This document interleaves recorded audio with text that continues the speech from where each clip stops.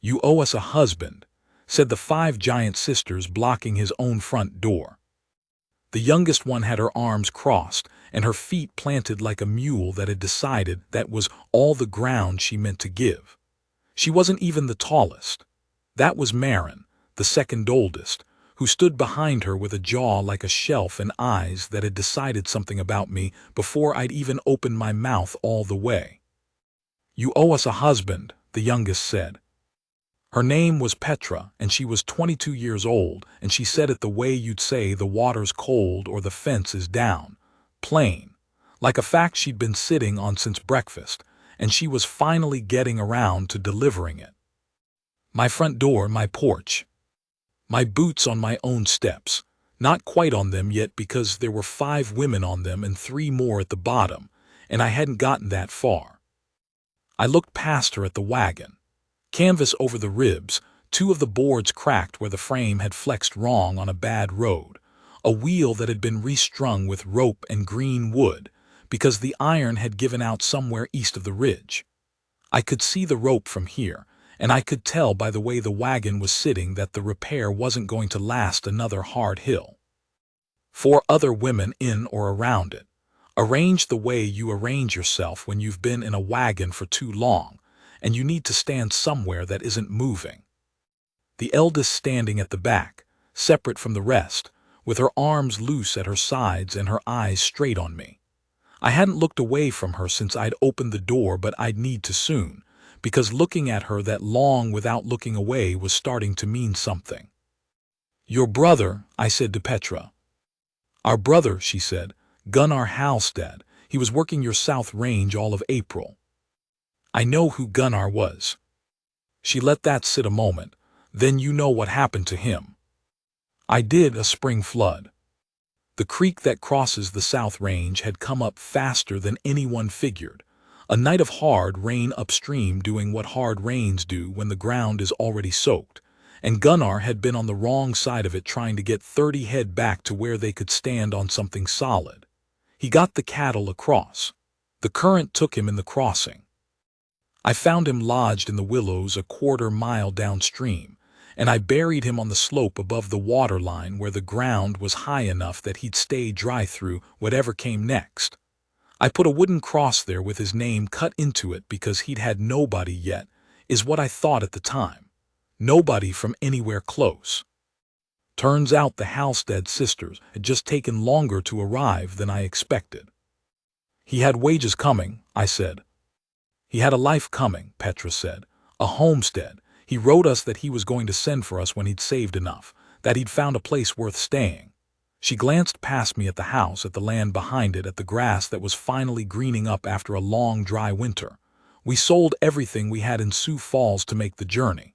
She didn't say it like she wanted pity. She said it like she was building a case, one timber at a time, making sure the structure would hold. "We are here." "He is not. You were his employer, so." She tilted her chin. "You owe us a husband." I want to be clear about something, because I've told this story maybe 4 times in my life, and every time the person listening starts smiling about here, right around this point in the telling, and I need to say for the record that there was nothing funny about it at the time. 5 women, a busted wagon, the tag end of April with the cold still in the mornings, and a mountain behind them that they'd somehow gotten that wagon over. And the eldest, her name was Dagna, and she was 34 years old. I found out later. I would have guessed younger depending on the light, or older depending on the hour, just standing there at the back of the wagon watching me work it out. Not helping Petra, not backing her up with words, just watching. "One of you," I said finally, "is going to have to explain to me exactly what you think is going to happen here." Petra uncrossed her arms. "One of us marries you, you give us land, we start our homestead. What Gunnar promised us when he left Sioux Falls." "You don't know me." "We know Gunnar vouched for you." She looked at me like that settled it. Maybe it did, in some way I couldn't argue with from the outside. Gunnar had been a good man, steady and careful with his work, and not given to talking about people unless what he had to say was worth saying. If he'd said something worth saying about me, It probably mattered more than I'd have given myself credit for. I looked at the wagon again. The rope on that wheel wasn't going to hold another 10 miles of road. The canvas had a seam pulling apart on the uphill side, and the way it sagged said there was weight on it that it wasn't built to carry. I didn't know what they had in there, but I could see 2 folded blankets and a cast-iron cook pot big enough to feed a crew, and what looked like a crate of tools under the canvas. And I could do the math on what it meant that 5 women had made this trip with just that, and a wagon that had been repaired with rope and green wood. I looked at Dagna again. She looked back. Neither of us said anything. The wind came across the grass and moved her hair. "You'd better bring it around back," I said to Petra. "That wheel's about to go." Here is what I had. 460 acres of river-bottom grass and upland pasture. A house that was too big for one man and too small for what it was apparently about to become. A barn in better shape than the house because I'd prioritized the animals, 12 horses, 40-some head of cattle that wintered well, a root cellar that was half empty by April, and a reputation in the valley for being the kind of man people left alone. Not because I was mean, because I was particular. I kept to myself, and I kept my word, and I worked, and that was what I did. I'd had a wife, Helen. She died of fever 8 years back in a winter that took 3 other people in the valley and might have taken me too if I'd been weaker or less stubborn about it. And I'd never quite restarted the clock after she was gone. Not for lack of trying exactly. More for lack of what trying looked like anymore. You get far enough past something like that, and the habit of being alone gets into you the way cold gets into old stone. You can't warm it out. You just carry it. So what I did not do was take in 5 sisters from Sioux Falls and their busted wagon and their dead brother's wages, and their absolute conviction that they were owed something. Except that I did. I put them in the bunkhouse that first night because it was where the stove was, and the stove was drawing well, and the nights were still cold enough to matter. I moved my own things into the tack room in the barn, which was smaller than it sounds and warmer than you'd expect, because the horses heat a barn from their bodies alone, and the tack room shares a wall with 2 of the stalls. I'd slept there before during foaling season, and it was quiet in a way the house had stopped being after Helen. I gave them use of the kitchen from 5 in the morning until 7 and again from 5 in the evening until 8, which was more than I usually extended to hired hands, and I said there was flour and salt pork and dried beans, and they were welcome to what was there. Petra ate standing up and looked at the ceiling beams like she was calculating whether the roof would hold a winter. Marin sat with her knees apart and her elbows on the table, and ate like a woman who had not been sure of her next meal in some days. The other 3, Brita, Solveig, Astrid in descending order of age, ate without much speaking, which I found out later was not grief or shyness or discomfort, but just how they were. The Halstead women were not given to conversation when there was food available. They ate first and talked after, which was a sensible policy that I'd more or less arrived at on my own.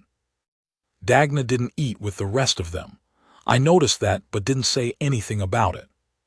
I found her outside, around the back of the wagon, pulling out what they had in there and stacking it against the barn wall in an arrangement that made its own logic, blankets here where they'd stay dry, tools there where they'd be found. The cook pot hung on a nail she'd driven into the barn wall with the back of a hatchet she'd found lying in the grass. The tin box I'd noticed earlier she set aside on a fence post and didn't open. "You don't have to do that tonight," I said. "Better dry than wet," she said. She didn't look up from what she was doing. "It'll rain before morning." I looked at the sky, clear to the horizon in every direction, the stars coming in hard and bright the way they do when the air is cold and dry. "What makes you say that?" "The way the air smells," she said. "There's rain in it from the west, couple of hours." I didn't argue. I went back inside, and when I woke up before dawn it was raining, coming in steady from the west, and I lay in the tack room listening to it on the roof and thought about that for a while. She was right about a lot of things, as it turned out. I'll get to those. What I want to talk about first is what those early weeks were like, because I think that's where the actual story lives, not in the big moments. The weeks when I was still figuring out what I'd agreed to, and what I hadn't agreed to, and whether there was a difference. They were not in the way. That was the first thing I figured out, and it surprised me because I'd been alone so long that other people's presence had started to feel like friction, like a saddle blanket that's shifted, and you don't notice it until you're 10 miles out, and by then you're just adjusting to the discomfort. I'd had hired hands before. They had a different quality of friction, a hired hand friction, the sound of someone in your space who is there because of wages and not because of anything else. I'd gotten used to that, and then I'd gotten too old to bother with it, and for 2 years I'd run the place alone, which was harder on the body but easier on something else I didn't have a word for. The Halstead sisters did not produce friction. They produced something more like weather. They were there the way weather is there, not accommodating you or getting out of your way but just being what they were, doing what they did, and you worked around them or you worked with them. And mostly it turned out to be the second one. Brita fixed the wagon wheel before I got around to it. She'd found my iron stock in the back of the machine shed, the rim stock I'd been saving for 2 years to put on the milk wagon that had finally given out, and she'd pulled it and shaped it and done it right. Not the way I'd have done it, but right, which is its own category. Solveig asked me about the South Range, where Gunnar had been running cattle, what the pasture was like in the lower sections, whether the fence at the creek crossing had come down in the same flood that took him. She asked it the way a person asks who already has opinions and is checking them against facts. Then she went and looked for herself and came back and told me the far corner of the South Range was going to flood again before June. I said, "How do you figure?" She said the sediment pattern on the fence posts and the angle of the slope. She was right. It flooded in the 3rd week of May. Astrid was 17 and she didn't talk much, and when she wasn't working she drew pictures in the dirt with sticks. Always the horses. She'd draw the same horse 4 or 5 different ways from different angles until she got the one she wanted. I pretended not to notice because noticing would have meant she'd stop, and something about watching her work on the thing she was working on made the mornings easier. Marin cooked. Lord, that woman could cook. She looked at what I had in the larder, which was not a lot, being April and the end of a long winter, and she made things out of it I would not have thought were possible. Nothing fancy, but right. There's a difference between food that's been cooked and food that someone made for you, and I'd forgotten the second kind existed. And Dagna ran them, not with orders, not with a roster on the wall or a foreman's voice.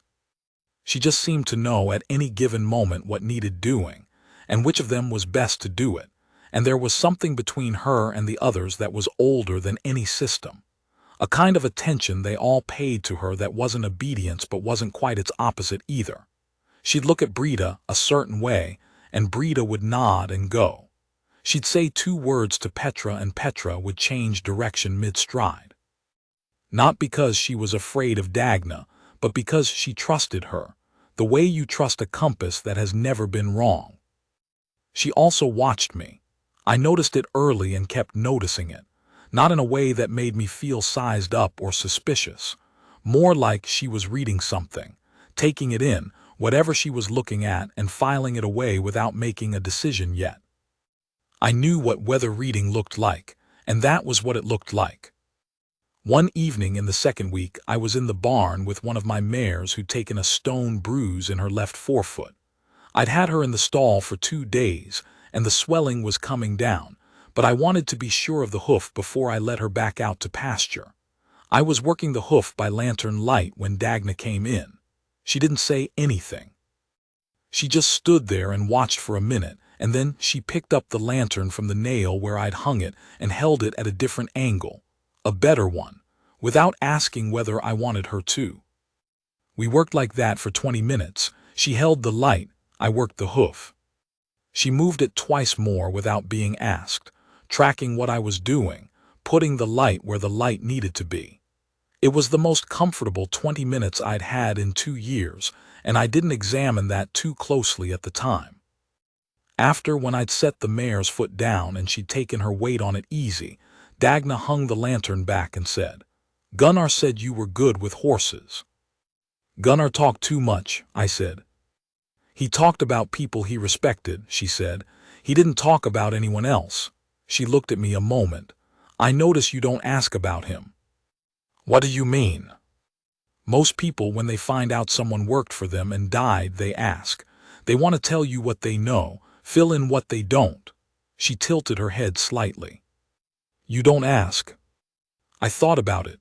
"I know what I know," I said, "and what I don't know, asking you isn't going to get me." She was quiet for a moment. Then, "That's probably right." She went back to the bunkhouse.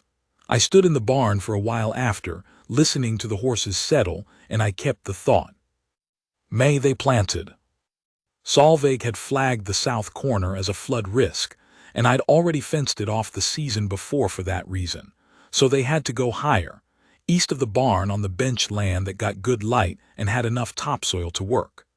They put in wheat, winter wheat, which meant they were thinking about next year as well as this one, and a kitchen garden along the south wall of the barn where it'd get warmth off the stone. They knew what they were doing. I want to be plain about that. These were not women who had read about farming in a book or watched someone else do it and thought they understood. These were women who had farmed. The way Brita turned the soil said that. The way Maren looked at the kitchen garden beds and adjusted the rows without explanation. The way Solveig tested the moisture at different depths before she let anyone plant. I watched them and I thought about what Gunnar had told them about this land, that he'd found a place worth staying. I thought about what it meant that he'd written that to them from my south range, working my cattle, saving his money. A man who was building towards something.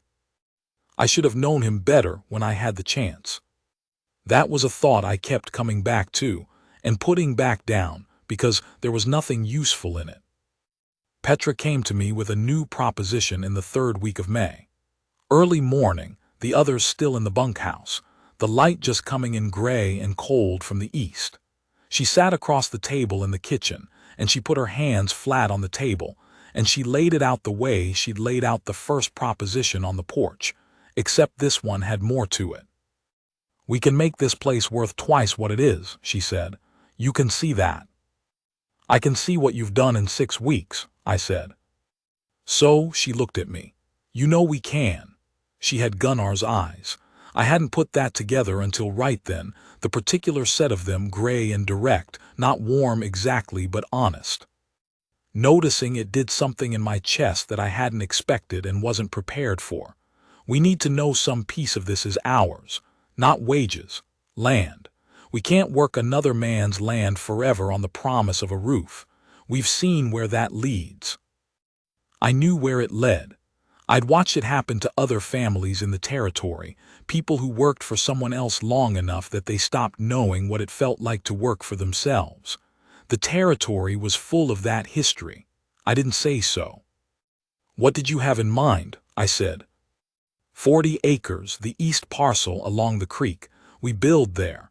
We help you run the rest of the ranch, fair wages or share arrangement, whatever makes sense. When we're on our own feet, the arrangement ends or it changes. She paused, not for effect. Like she was deciding whether to say the next thing. "Or one of us marries you. That offer still stands." "Which one?" I said. I didn't mean it the way it came out. I wasn't trying to be funny and I wasn't being cold. The words came out before I'd sorted them. Petra looked at me for a moment, then she said, quiet, "You know which one." I didn't answer her. She didn't push it. She got up and poured herself coffee from the pot on the stove and stood at the window looking out at the east pasture with the creek line running through it and the cottonwoods just coming into leaf. And I sat there with what she'd said sitting on top of me like a rock on a fence post, just sitting there, neither here nor there, and no wind to knock it either way. The east parcel. 40 acres of good grass along the spring-fed creek that ran reliable 8 months of the year. A stand of cottonwood at the low end that was old enough to have been here before I was. Big trunks you couldn't get your arms around. Shade in the summer, windbreak in the winter. Good bench land on the upper end that would drain right in a wet spring and hold moisture in a dry summer. I'd been meaning to put a line cabin out there for 5 years, and every year there was something else to do, and I never got to it. It was the best piece of undeveloped ground I had. I rode out to it on a Saturday, on my own, no particular reason for the day except that I needed to think, and I think better on a horse than sitting still. The land doesn't have opinions. That's what I like about riding across it. It doesn't tell you what to decide. It just is what it is, grows what you put in it, floods when it wants to, dries out when it wants to, and does not concern itself with what you're working out in your head. I sat the horse at the top of the bench and looked down at the creek and the cottonwoods and the grass, and I thought about it for a while. Gunnar Halstad had written a letter home from this range. He'd found a place worth staying. He'd been right about that. This was a place worth staying, and he had not stayed in it, not because he was wrong about the place, but because the creek had been faster than he was on a bad night in April, and now his sisters were here in his stead, and they were asking me for what he'd been going to give them. 40 acres was not nothing. It was a significant piece of what I had. But what I had was more than one man needed, and had been for 8 years, and I had not been able to think of what to do with the extra except work it and wait. I rode back in the afternoon and found Dagna at the well. She was hauling water, both hands on the crank, the bucket coming up heavy and slow because it was a deep well and the rope was old and needed replacing. I watched her for a moment, the set of her shoulders, the way she worked, economical and without wasted motion, not fighting the crank but not babying it either, and then I got off my horse and said, "I'll give you the east parcel." She stopped turning the crank. She looked at me. "Deed," I said. "Yours, all 5 of you, however you want to work it between yourselves. I'll have it drawn up in Millhaven." She was quiet for longer than I expected, not surprised exactly, more like she was making sure of what she'd heard. "What do you want for it?" "Nothing," I said. "Gunnar earned it. Call it his wages in a different form if you need something to call it." "That's considerably more than wages." "It's what's fair," I said. "There's a difference between what someone owes you and what's fair. Wages is what I owed him. This is what's fair." She looked at me for a while. That same reading weather look, except this time it was different in some way I couldn't name precisely. Like she'd been watching the sky for weeks, and something had finally come into view that she'd been expecting and wasn't sure she'd see. "Gunnar was right about you," she said. "What did he say?" "That you were a man who knew the difference between what was owed and what was right." She picked up the full bucket and set it aside and began lowering the empty one again. "He said he'd worked for a lot of men, that you were different." I didn't have much to say to that. So I took over the crank and she let me, and we hauled up 2 more buckets without talking. And when we were done, she picked up both full buckets, one in each hand, and carried them toward the barn. And I watched her go and then unsaddled my horse and put him up and thought about what it felt like to be a man that a good man had thought well of. June the deed. 2 days' ride to Millhaven, where the lawyer had his office above the dry goods store. His name was Cranfield, and he had the kind of face that was permanently calculating what something was worth in a way that made you want to count your fingers after shaking his hand. But he was competent, and he was honest, and he knew land title law the way some men know scripture. I told him what I wanted. He looked at me over the top of his spectacles and said, 5 names, joint tenancy. That's right. You understand this conveyance is permanent, no reverter clause. I understand. He looked at me a moment longer, the way people look when they're deciding whether to give you advice you haven't asked for. He decided against it, which was the right call, and he drew up the papers. I was back at the ranch on Thursday. I found Dagna in the kitchen garden in the early evening, tying up the bean plants that had gotten tall enough to need it, and I gave her the papers. She wiped her hands on her trousers and took them and read them, standing there in the garden with the last of the light coming over the barn roof. She read them front to back, then she read them again. I watched her read them. The light was in the west, and some of it caught her face, and I watched her, and I did not pretend I wasn't watching. When she finished, she folded them carefully, the way you fold something you intend to keep, and she held them against her chest for a moment and closed her eyes. Not long. A breath, maybe two. Then she opened them and looked at me. "Thank you," she said. "Don't thank me," I said. "It's a fair thing," she said. "I know, I heard you the first time." And she almost smiled. Not quite, but almost, the corners of her mouth doing something careful and real. I was starting to understand by then that with Dagna Halstead a near smile was what most people meant by a full one. She didn't spend smiles freely. When you got one, it was because she meant it. We sat on the porch that evening. That was the first time we just sat anywhere together without a job between us, without a task that the sitting was organized around. She didn't reach for one. Neither did I. We just sat, and the light went slowly out of the sky, and the night hawks started their calling over the grass, that high thin keening they do in the evening when the insects are up. She said after a while, "Petra was right." "About what?" "About what she said to you in the kitchen." She was looking out at the dark. "She said you know which one. She was right that you know." The night hawks went on. The grass moved a little in the wind that comes up after sundown, the cold seeping down from the mountain. "I know," I said.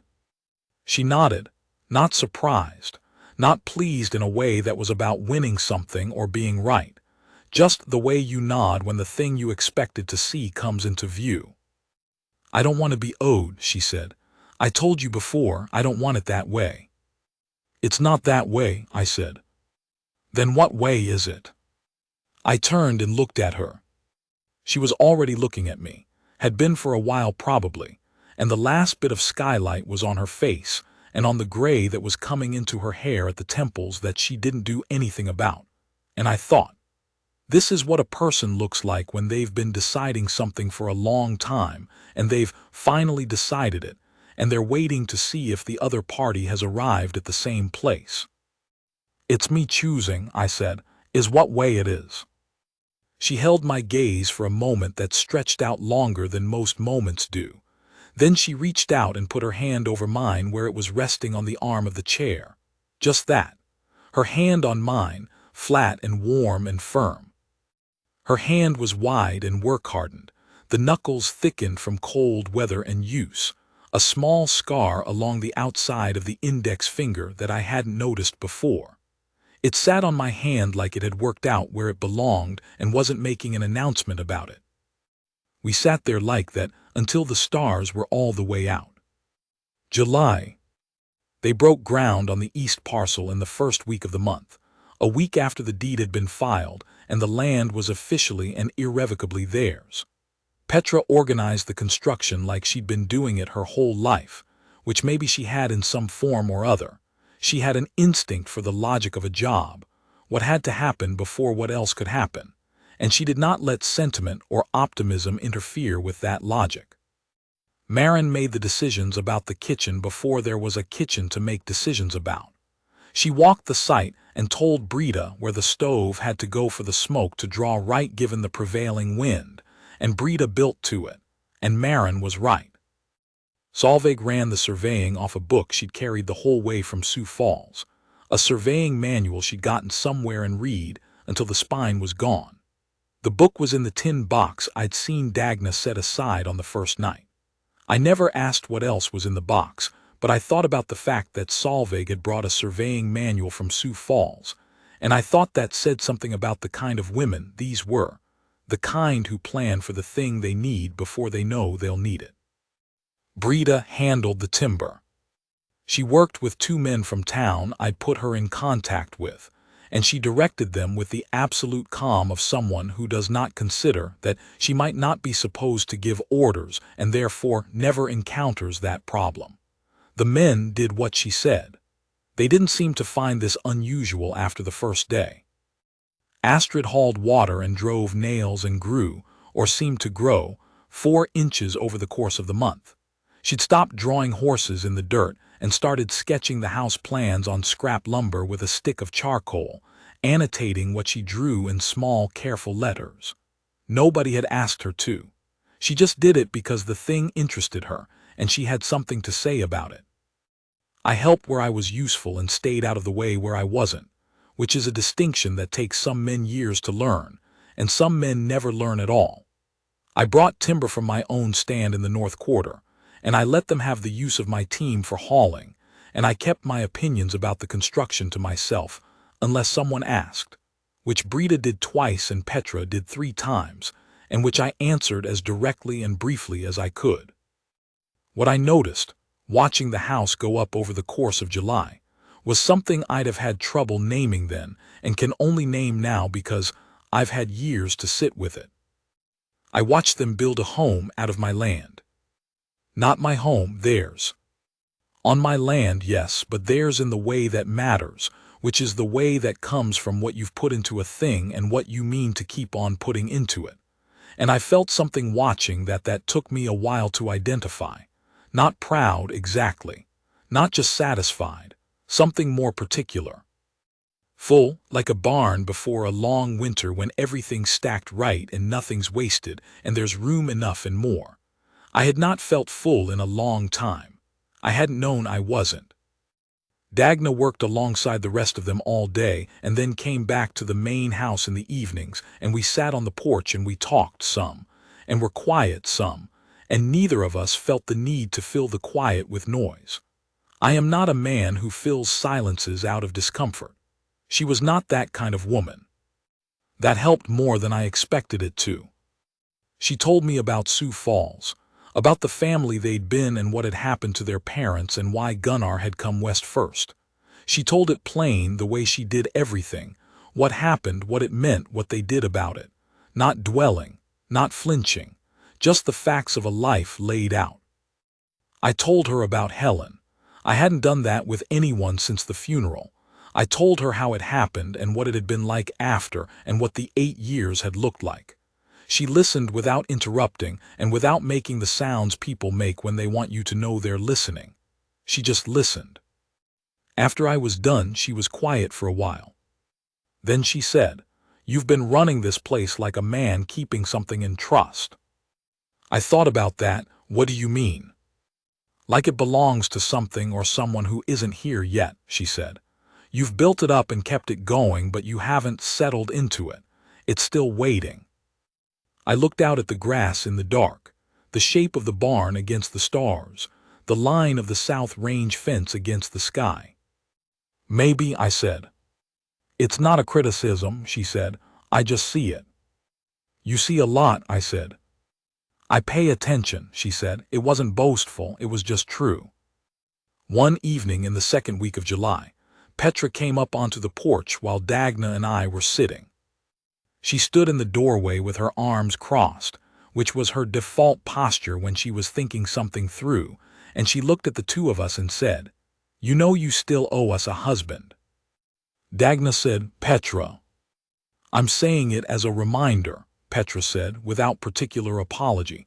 "The debt is still outstanding." I looked at her. "Give me until September." She looked at me for a moment with those gray eyes that were her brother's eyes, calculating. Then she uncrossed her arms and nodded once, like someone accepting terms of a contract, and went back inside. Dagna looked at me. "September," I said. She turned back to the dark. "September," she said, and the near smile again, a little more of it this time. August was work. That is mostly what August is in cattle country: heat and work, and getting ready for what comes after the heat. We brought the cattle in off the South Range, and I let Solveig run the tally because she'd been right about every piece of land she'd looked at, and she was right about the cattle too. The herd was in better condition than it had any right to be given the winter we'd had, and she had an opinion about why that turned out to be the case that I listened to and agreed with and filed away for the following year. Brita and I spent a week replacing fence in the North Quarter. Long work, hot work. The kind of work that doesn't give you much to talk about but also doesn't require conversation, so mostly we didn't talk. Once she said to me, "Dagna is not easy." She said it the way you'd say a fact about weather. "I know that," I said. "She is right about most things," Brita said. "It can be hard to live alongside someone who is right about most things." "I've been wrong enough for two people," I said. "It'll probably balance." Brita looked at me. Then she drove in the next staple and didn't say anything else about it, and I had the sense that I'd passed some kind of test I hadn't known I was taking. The house on the east parcel was framed by the end of July and roofed by the middle of August, and by the last week of the month, Marin had the kitchen stove in and drawing. They moved in on a Saturday. They did it efficiently, without ceremony, the way you do a thing you've been planning for a long time. I helped carry the heavy pieces and kept out of the rest of it. That night I sat on the porch of the main house by myself for the first time since April, and I listened to the quiet and thought about what it felt like. Different than before. Not empty. The new house was close enough that I could see its windows from where I sat, the light in them, the shapes moving past. Different. September came cool and dry, good weather, the kind that makes you feel like the world is doing what it's supposed to. The circuit judge came through on his regular round in the second week of the month. His name was Aldrin, and he was a small man with a large voice and a horse that was too good for him, and he officiated at a wedding before lunch and 2 property disputes after it, without apparently distinguishing much between the types of business. We did it on the porch. The 5 sisters stood in a row on the steps, and the yard beyond, and Marin cried from the moment the judge started speaking and didn't stop until after he'd finished and moved on to the property disputes. Petra stood with her arms crossed and her feet apart, the same posture she'd had the first day she'd blocked my door, except now her face was doing something that on another woman I'd have called softness, and on Petra I'd call something earned. Solveig and Brita stood together looking like the last 2 pieces of a wall that's been waiting for the whole structure to come together. Astrid stood slightly apart from the rest of them with her arms at her sides, and watched everything with those dark, careful eyes like she was committing it to memory.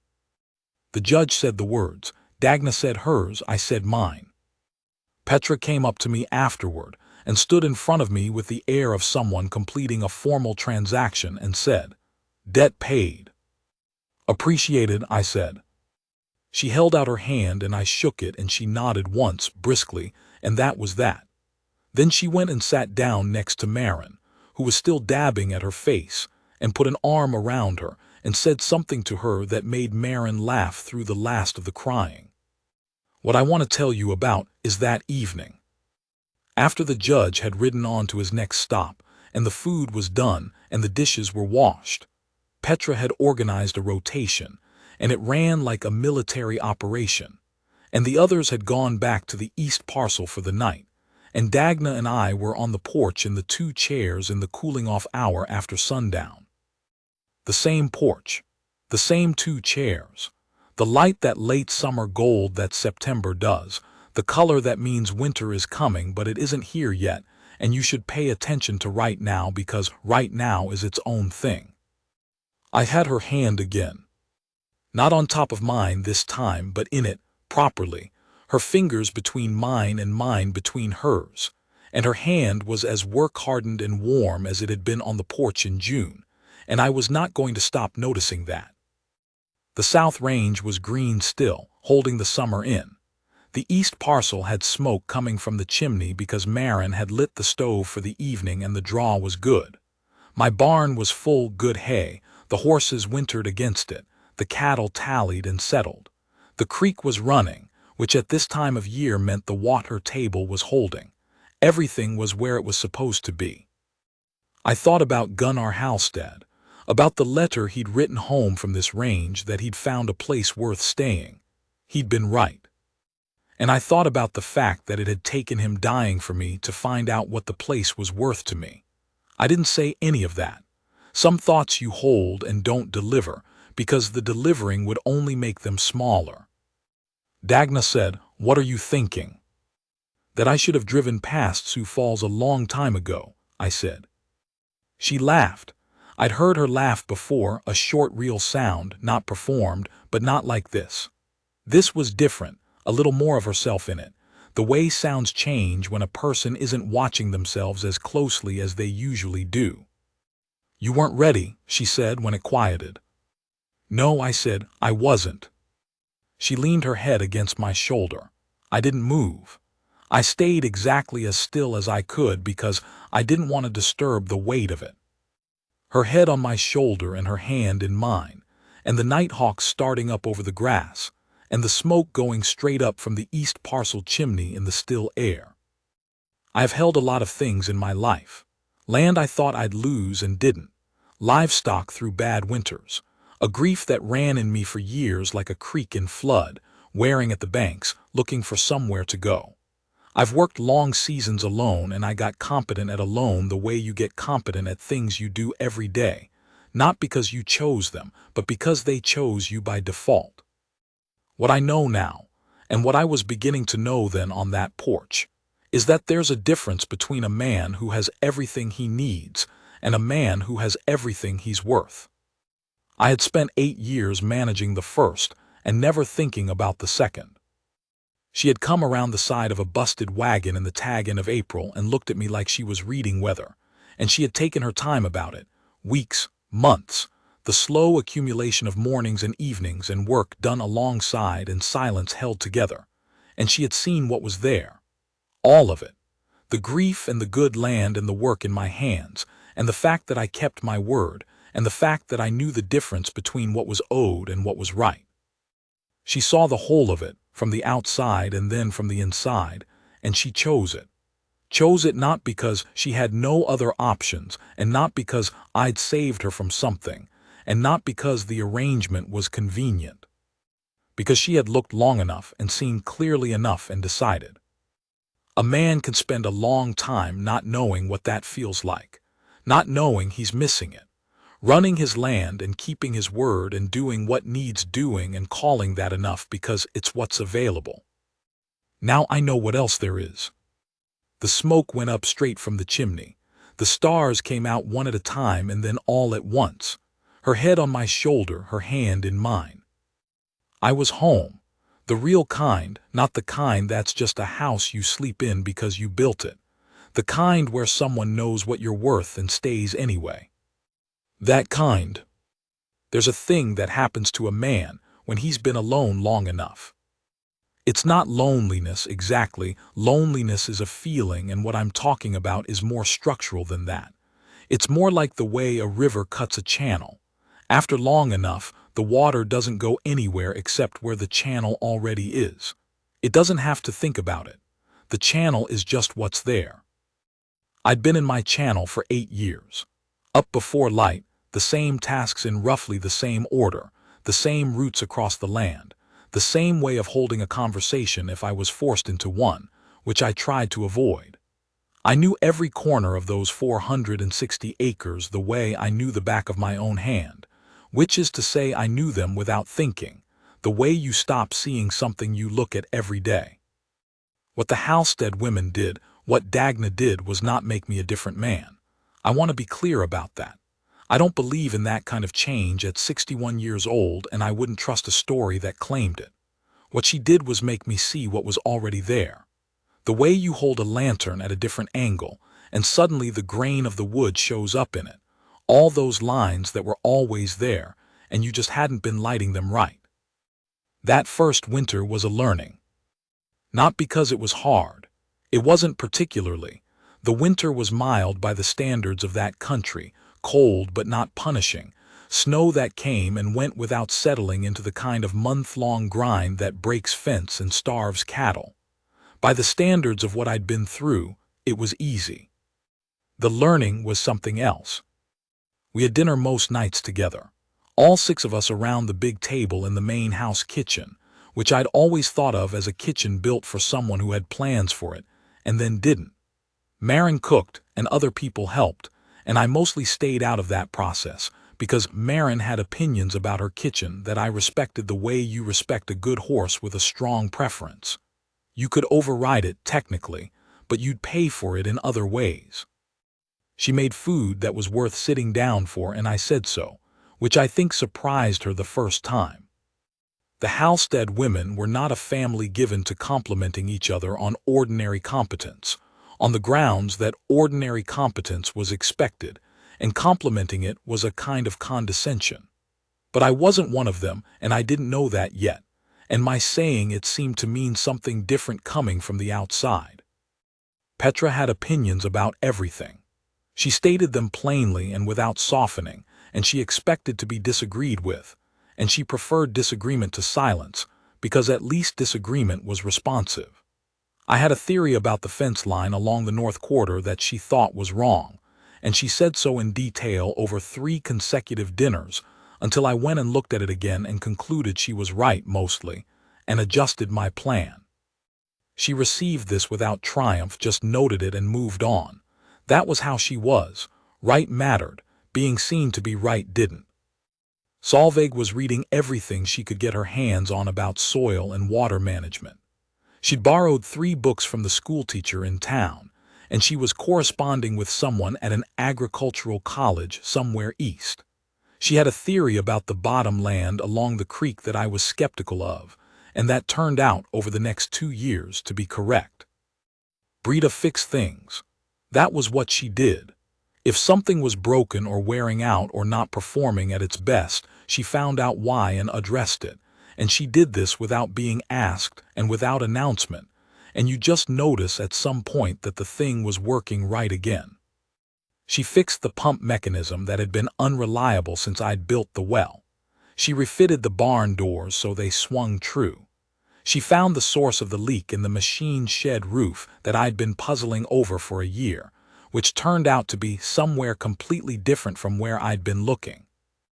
Astrid sketched in the evenings by lamplight.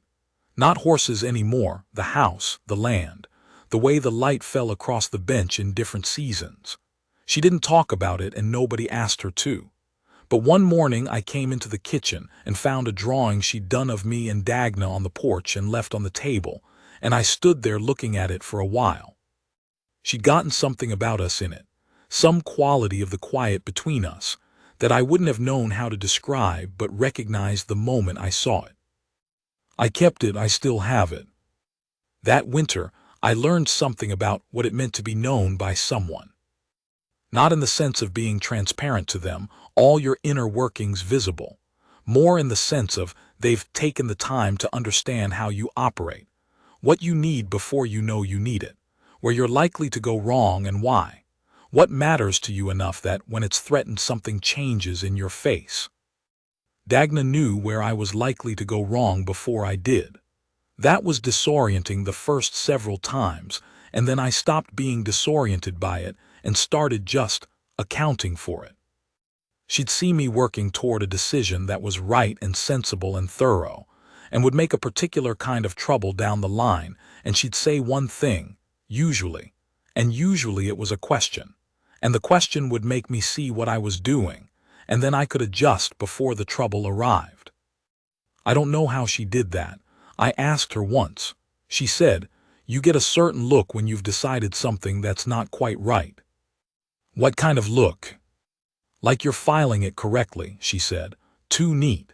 When you're filing something correctly that isn't correct, you get efficient about it." I thought about that for days. I think she was right. I've been watching for it since. What I could do for her was simpler. She slept badly sometimes. I could hear it. She'd be up before dawn moving in the kitchen below, and on those mornings I got up too and built the fire and made coffee, and we sat in the kitchen in the cold before light and didn't talk much, and that was what was needed. She never asked me to. I just did it because she was there, and it seemed like the thing to do, and it seemed to help. That's most of what love is in my experience. Not the grand declarations, not the gestures, the smaller thing, the getting up in the dark because someone needs the fire built and the coffee made and you're there to do it. She'd come in from the east parcel some evenings with that particular quality of silence that meant she'd been holding something all day and needed to put it down, and she'd sit across from me at the table, and sometimes she'd talk, and sometimes she wouldn't, and I learned which was which, and I didn't push the wrong direction. She did the same for me on the nights I came in from a long day in a mood I didn't have words for. She didn't ask what was wrong. She just sat with it alongside me until it passed. We were good at that, the sitting alongside. By spring we had a system. Not the arrangement Petra had originally proposed. That had evolved into something less formal and more permanent, the way living arrangements do when the people in them turn out to be people who can work together. Solveig ran the South Range, which had become hers in all but deed. Brita handled the equipment and structure of both properties. Petra managed everything involving money and contracts and negotiations with buyers and the bank, which turned out to be where she was best and sharpest. She had a mind for it, a clarity about numbers and terms that made other people uncomfortable, which was the point. Astrid worked with the horses, which I'd started to understand was not a sideline but a vocation. She had a feel for them that I recognized because I had a version of it myself, and I knew it wasn't learned. Maren cooked, always. She expanded the kitchen garden into something that was now producing more than we could use, and she'd started selling the surplus to the hotel in town, which she handled herself and which I did not inquire into because it was hers. And Dagna ran all of it, the way she'd always run them, with that quality of attention that wasn't managing so much as holding the shape of the thing while everyone inside it did what they did. I ran the cattle, I ran the horses alongside Astrid. I handled the water rights and the relationships with the other ranchers in the valley, which required a certain kind of patience and stubbornness that I'd had plenty of practice with. And I watched the whole of it, 2 households, 6 people, land that was getting better every season. And I thought about what Dagna had said, that first winter on the porch, that I'd been running the place like a man keeping something in trust for someone who wasn't there yet. She was there, they were there, the thing I'd been keeping in trust had found its people.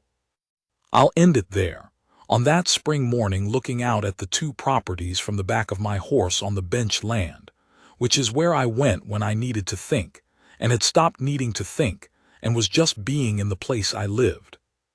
The cottonwoods on the east parcel were in leaf, that new yellow-green that only lasts a couple of weeks before it darkens into summer. The creek was running high and clean off the snowmelt. Down at the house, I could see smoke from Maren's kitchen, and a figure at the fence line that was Solveig checking something, and another figure crossing the yard that was probably Astrid headed to the barn. And Dagna at the well, hauling water. Not because she had to, we'd put a proper pump in over the winter, Brita's project, but because she'd been at the well when I first found the right thing to say to her, and maybe she went back there for the same reason I went up to the bench. Some places hold things. She looked up and saw me on the ridge. She raised one hand, palm out, and held it a moment. I raised mine back. That was all. And it was enough, the way most real things are enough without requiring anything added to them. I turned the horse and went down to work.